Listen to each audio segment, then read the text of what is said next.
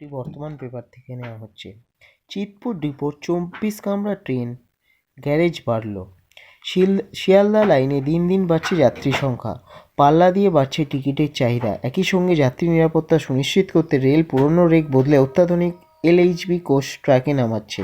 কোচের সংখ্যা বাড়িয়ে নয়া রেকগুলি 24 কামরার বিশিষ্ট বানানো হচ্ছে। এতদিন চিতপুর ডিপোতে 24 কামরা ট্রেন গ্যারেজ করা যেত না, কেননা পিট লাইনগুলি 22 কামরা যুক্ত ট্রেনের জন্য উপযুক্ত ছিল।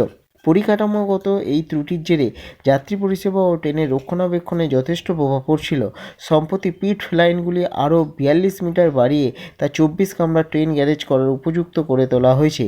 কয়েকদিন আগে নবনির্মিত সম্প্রসারিত পিট লাইনে সফল ট্রায়াল রান সম্পন্ন হয়েছে। রেলের তরফে দাবি করা হয়েছে, এই ব্যবস্থায় নয়া প্রজন্মের রেকগুলি প্রয়োজনীয় সংস্কারের কাজে গতি আসবে, যা সার্বিকভাবে যাত্রী পরিষেবা ও ট্রেন পরিচালনার ক্ষেত্রে বাড়তি স্বাচ্ছন্দ্য সুনিশ্চিত করতে চিতপুর ডিপোর এই পরিকাঠামো উন্নয়ন পূর্ব রেলের পরিষেবা মান উন্নয়নে অনুঘটকের কাজ করবে বলে দাবি অফিসারদের। নমস্কার।